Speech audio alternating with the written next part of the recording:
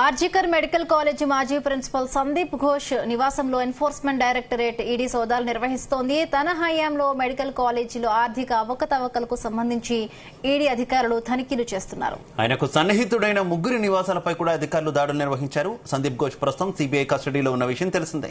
ఈ నెల 2న ఆయనను సిబిఐ అరెస్టు చేసింది. దీంతో కోర్టు ఆయనకు 8 రోజుల జ్యుడిషియల్ కస్టడీ విధించింది. అంతకుముందు ట్రైనీ డాక్టర్ హత్యాచారం కేసులో 15 రోజుల పాటు ఆయనకు విచారించారు. ఆగస్టు 9న కోల్కతాలోని ఆర్జికర్ మెడికల్ కాలేజీ హాస్పిటల్లో ట్రైనీ డాక్టర్ పై అత్యాచారం జరిగింది. ఈ ఘటన దేశవ్యాప్తంగా సంచలనం సృష్టించింది. ఈ అత్యాచారం ఘటన జరిగిన కొన్ని గంటలకే కాలేజీ ప్రిన్సిపల్ పదవికి సందీప్ ఘోష్ రాజీనామా చేశారు. అయితే కొన్ని గంటల వ్యవధిలోనే ఆయనకు సీఎం మమతా బెనర్జీ ప్రభుత్వం మరో కీలక పదవిలో నియమించింది. ఇక ట్రైనీ డాక్టర్ హత్యాచార ఘటనపై విచారణ చేపట్టిన కోల్కతా హైకోర్టు సందీప్ ఘోష్ సెలవుపై పంపాలని ప్రభుత్వాన్ని ఆదేశించింది.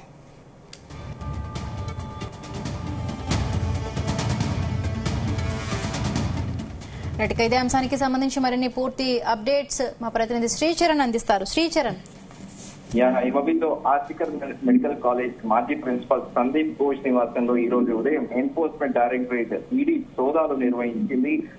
అయితే ఆయన ప్రిన్సిపల్ గా ఉన్న హయాంలో మెడికల్ కాలేజ్ లో జరిగిన ఆర్థిక అవకతవకలకు సంబంధించి ఈడీ అధికారులు క్షుణ్ణంగా కూడా తనిఖీ చేస్తున్నారు. ఇంకా ఇప్పటికి కూడా కొనసాగుతున్నారని ఆయనకు సన్నిహితులైన ముగ్గురి నివాసాల పైన కూడా అధికారులు దాడులు నిర్వహిస్తున్నారు. సందీప్ ఘోష్ ప్రస్తుతం సిబిఐ కస్టడీలో ఉన్న విషయం తెలిసింది.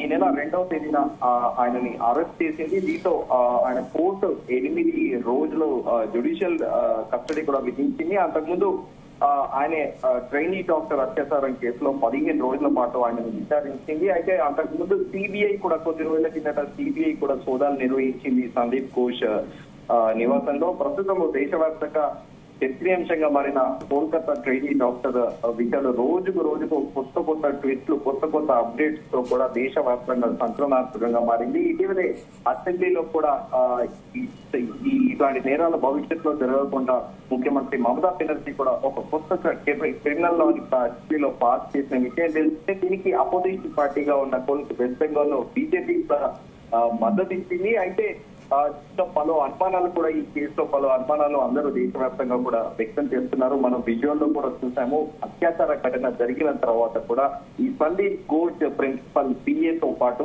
ఈయనకు సంబంధించిన సంజయ్ రాయ్కి సంబంధించిన అనుచరులు అందరూ కూడా అక్కడ క్రైమ్ అయితే ఇక్కడ జరిగిందో ఆ రూట్ లోకి వెళ్ళడము, సాక్ష్యాధారాలు మార్చాలనే ప్రయత్నాలు కూడా చేసినట్లు కూడా ఒక ప్రాథమిక రిపోర్ట్ కూడా ఇచ్చిన విషయం తెలిసిందే. అయితే బేసిక్ గా అక్కడ జరిగిన ఇన్సిడెంట్ ఒకటి, ఇక్కడ బయట ప్రిన్సిపల్ దాన్ని కవరప్ చేయాలని కూడా వేరే డిఫరెంట్ గా కూడా ట్రై చేశారు. మొదట తల్లిదండ్రులకి ఆత్మహత్యగా చిత్రీకరించే ప్రయత్నం చేశారు. అనంతరం 3 గంటల పాటు కూడా స్థానిక పోలీస్ స్టేషన్లో కేసు నమోదు చేయకపోవడం కూడా సర్వత్రా చర్చనీయాంశంగా మారింది. దీనిపైన చీఫ్ జస్టిస్ డివై చంద్రచూడ్ కూడా ఆగ్రహం వెలుపుతున్న విషయం తెలిసిందే. అయితే దీని మీద ఇప్పటికే ధర్మాసనం టాస్క్ ఫోర్స్ చర్యట కూడా 14 మంది సభ్యులతో కూడిన ఒక ప్రత్యేక బృందాన్ని కూడా ఏర్పాటు చేసింది. దాంట్లో డాక్టర్లతో పాటు కేంద్ర క్యాబినెట్ సెక్రటరీ, హోంశాఖ సెక్రటరీగా కూడా దీనిలో సభ్యులుగా ఉన్న విషయం తెలిసిందే. ప్రస్తుతం 3 నెలల్లో వాళ్ళు ఒక కంప్రహెన్సివ్ రిపోర్ట్ కూడా ఇవ్వాలన్నారు కేంద్ర ప్రభుత్వానికి. దాన్ని బట్టి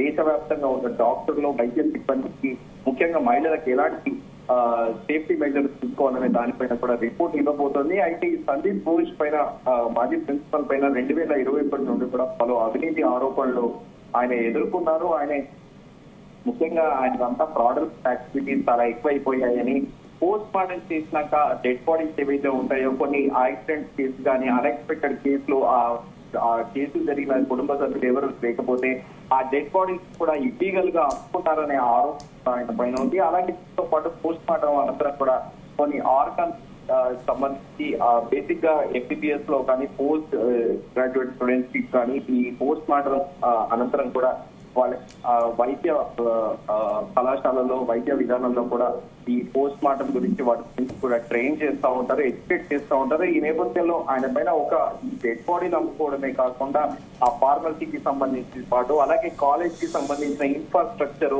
అన్నిటిపైన కూడా ఆయన అవకతవకలు ఆయన పైన ఉన్నట్టు కూడా సిబిఐ ప్రాథమికంగా ఒక రిపోర్ట్ ని సిద్ధం చేసింది. అయితే ఆయనే ప్రత్యేకంగా కూడా దీని వెనకాల ప్రభుత్వ పెద్దలు కూడా ఉన్నారు, ఆయనకి సపోర్టివ్ గా అనేది కూడా మరో ప్రచారంలో ఉంది. దీనిపైన సిబిఐ విచారణ అయితే కొనసాగిస్తోంది. అయితే మెయిన్ గా ఎప్పటికీ సిబిఐతో పాటు సిబిఐ కేసుని ఎన్ఫోర్స్మెంట్ డైరెక్టరేట్ ఇచ్చిందో ఇంకా కంప్లీట్ గా కూపీ లాగుతారు, దీని వెనకాల ఎవరెవరు ఉన్నారు, ఈ ఆర్థిక అవకతవకల్లో ఈయనతో పాటు ఎవరు పాల్పంచుకున్నారు అనే దానిపైన కూడా ప్రస్తుతం ఈ రోజు ఉదయం నుంచే ఈడీ ప్రారంభించింది. సో దీనిపైన పూర్తి స్థాయిలో నివేదిక అనేది సాయంత్రం వరకు తెలిసే అవకాశం ఉంది. అయితే నిందితులకి 7 ఇప్పటికే సంజయ్ రాయ్తో పాటు వేరే అనుమానితులుగా ఎవరైతే ఉన్నారో వాళ్ళందరికీ కూడా పాలిగ్రఫీ టెస్ట్ కూడా నిర్వహించింది సిబిఐ. అంతకు ముందు కూడా కొద్ది రోజుల ముందట నిందితుడు సంజయ్ రాయ్ కూడా సైకో అనాలిసిస్ టెస్ట్ కూడా నిర్వహించింది. సిబిఐ దాంట్లో ఆ రిపోర్ట్ లో సంచలన విషయాలు పేర్కొన్న విషయం తెలిసిందే. ఆయన ఒక జంతువుల ఒక పానకృతికి అడిక్ట్ అయిపోయి ఒక మృగంగా ఆయన ప్రవర్తన శైలి ఉందని కూడా సిబిఐ రిపోర్ట్ ఇచ్చిన విషయం తెలిసిందే. అయితే 3 వారాల్లో ఈ మొత్తం నిందితుల పైన ఒక రిపోర్ట్ ఏం జరిగింది సంఘటన పైన కోర్టుకి సిబిఐ ఒక నివేదిక సమర్పించాల్సి ఉంటుంది. ఆ నివేదిక అనుసారంగా కూడా శిక్ష పడే అవకాశం ఉందని కూడా ప్రస్తుతం తెలుస్తోంది. అయితే మొన్న అసెంబ్లీలో కొద్ది రోజుల కిందట పశ్చిమ బెంగాల్ క్రిమినల్ బిల్ పాస్ చేసినప్పుడు కూడా పశ్చిమ బెంగాల్ ముఖ్యమంత్రి మమతా బెనర్జీ పలు సంచలన వ్యాఖ్యలు చేశారు. ముఖ్యంగా కేంద్ర ప్రభుత్వాన్ని టార్గెట్ చేస్తూ కోల్కతా అత్యంతర ఘటనపై తమను టార్గెట్ చేయడంపై ఆయన తీవ్ర స్థాయిలో మండిపడ్డారు. ఉన్నావు ఘటన మీకు గుర్తులేదా, ఆ ఘటనలో ఒక బీజేపీ ఎమ్మెల్యే ఉన్నారు, అది మీకు ఎందుకు గుర్తులేదు, అలాగే హత్రాస్ దళిత మహిళపై దారుణం జరిగినప్పుడు కేంద్రంలో మోదీ ప్రభుత్వం ఎందుకు స్పందించలేదు, కనీసము డెడ్ బాడీని ఫ్యామిలీ మెంబర్స్ కి కూడా ఇవ్వలేదు కదా, సజీవ దహన చేశారంటూ కూడా ఆమె తీవ్ర స్థాయిలో పైన దేశంలో సగటున రోజుకి 90 అత్యాచారాల ఘటనలు జరుగుతున్నాయి, వీటిపైన కేంద్ర ప్రభుత్వం ఏం చేస్తుందంటూ కూడా ఆమె ఫైర్ అయ్యారు. సో ప్రస్తుతం సందీప్ ఘోష్ పైన ఈ రోజు ఉదయం నుంచి కూడా తన నివాసంలో ఈడీ దాడులు నిర్వహిస్తోంది. సో దీనిపైన మనకి సాయంత్రం వరకు మరింత సమాచారం వచ్చే అవకాశం ఉంది.